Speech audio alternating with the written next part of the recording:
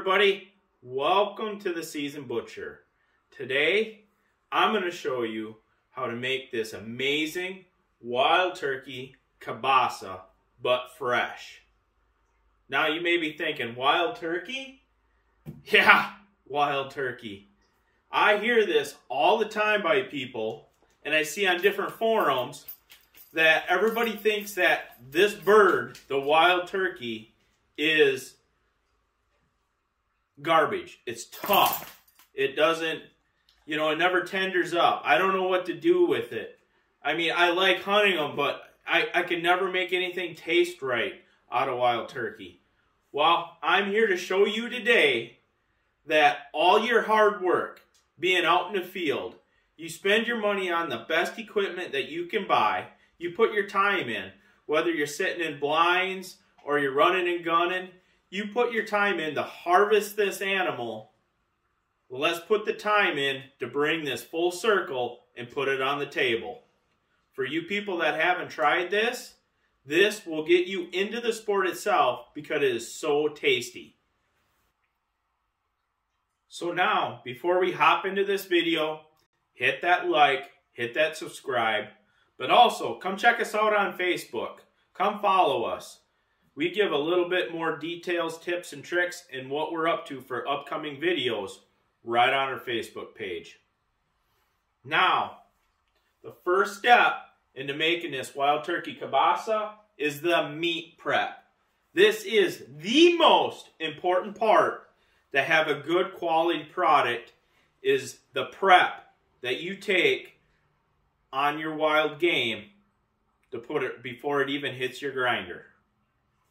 So, what we're going to do here is today I'm making a 25-pound batch. I'm going to be using 10 pounds of wild turkey. Now, this wild turkey is going to consist of not only the breast meat, but also I'm using some of the thighs. And just so happens, when I was in my freezer, I found a couple packs of pheasant breasts, so I'm going to throw them in. That's why there's 3 piles on the board.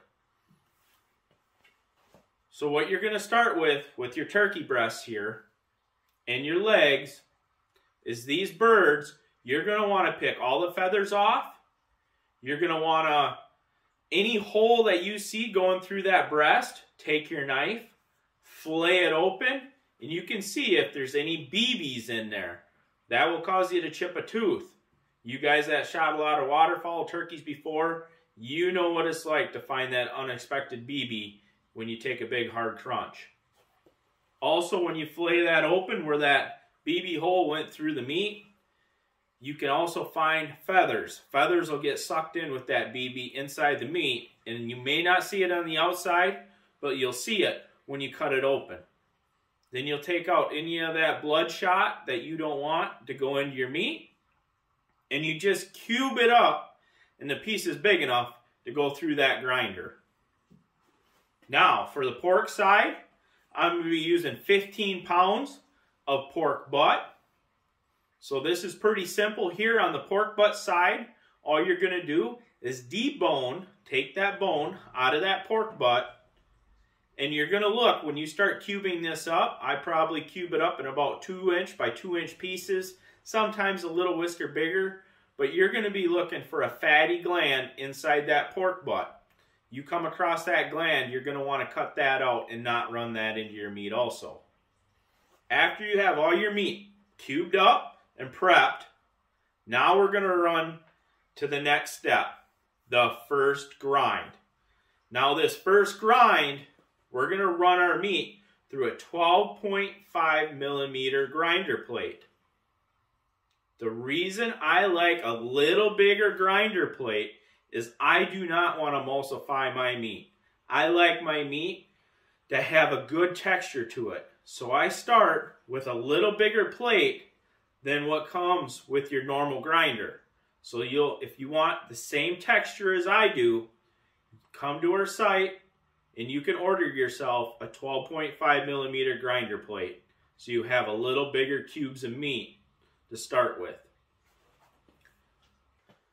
So now that I've ran our meat through this 12.5 millimeter grinder plate, the next step is we're going to mix our seasonings. Now, there is lots of opinions out there, and everybody can have them on the best way to mix your seasonings. But what I found over decades of making meat at home here is after I run it through my grinder, I'm going to take my seasoning and I'm going to split it in half. I'm going to put in half the seasoning into this tub and half my water. It calls for 1.5 cups for this kielbasa. And I'm going to put in half the water, mix it up. Then I'm going to put in the other half of my seasoning and the other half of my water and mix it up again.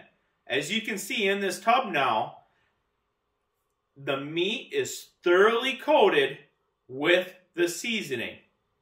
This will help out for when we hop to the next step, the final grind, or the second grind, if you want to call it.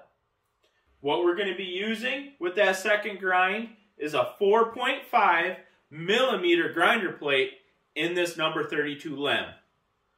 Now, as you can see here, the reason why I like to put my seasoning in the middle is as you're looking down on this, you can see that auger is grabbing that seasoned meat and it's mixing it together as it goes down through the auger and out the plate. Now, for some of you people that have been asking some questions on what grinder I do want to get or what grinder I recommend, if you can afford it and it's in your budget, I would go with this number 32 grinder. This number 32 is when you get to your second grind, as you can see here, it really eats the meat. It really speeds things up, and you don't have to worry about your meat becoming emulsified inside the grinder tube itself, where the auger is. Some of the smaller grinders, especially some of the electric grinders, they do not push out the meat fast enough out your finished plate, and it'll sit in there and it just creates a paste. Now you just ruined your consistency of your product. So now after you have it all ground through your 4.5 millimeter grinder plate, we're going to head on to stuffing. Now today I'm going to be using a 30-pound electric lem stuffer. Nice thing about this, it is a one-person operation. It has a nice little dial up on top so you can turn your speed up and down, and a handy little foot pedal. Because when you're sitting there stuffing, you know when you're coming to the end of your casing. So you can take your foot off. And what I really like about their new stuffers is when you take it off, it automatically brings the plunger up 1/4 inch so you don't have that pressure on the meat and it doesn't keep on squirting out the tube. It actually sucks it back in. So it's easy to switch out casings. So today on the stuffing horn, as you can see here, I'm using a 32 millimeter collagen casing, and that's the same size as a brat, because we're making these kielbasa the same size as a brat for your backyard grilling. Now when you're stuffing, as you can see here, you want a nice, even, consistent speed, and it also helps control how fat you make that casing. Now if you overstuff this casing, you're going to have problems with twisting. So after you get your links all stuffed up, your casings, we're going to move on to linking and twisting.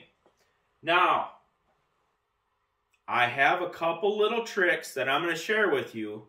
Is when I am linking and twisting, first to make it look professional and even, is I measure 6 inches, because every brat bun or hamburger bun is about 6 inches long. So measure an object about 6 inches and use that as a marker. Now, when you go through and start linking and twisting, you're going to pinch, twist it one way, skip a link, and you're going to twist the very next one the opposite. Now, I like to make up 8 of them for my linking string. Now, when you have 8 of them, as you can see here on the table, is I lay them out parallel to each other, and I take the links and I twist them together themselves. And I'll go through and I'll do the whole entire batch that way. Then I'm going to put them all in a meat tub. I'm going to let them rest overnight in a refrigerator.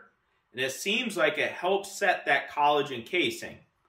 Now the trick is when you take them out the next day to package, you need a really, really sharp knife or a really sharp pair of scissors, and you be gentle when you cut it. So a little bit of patience, a little bit of the right tools, and collagen casings can be very, very cost effective without sacrificing any of the taste.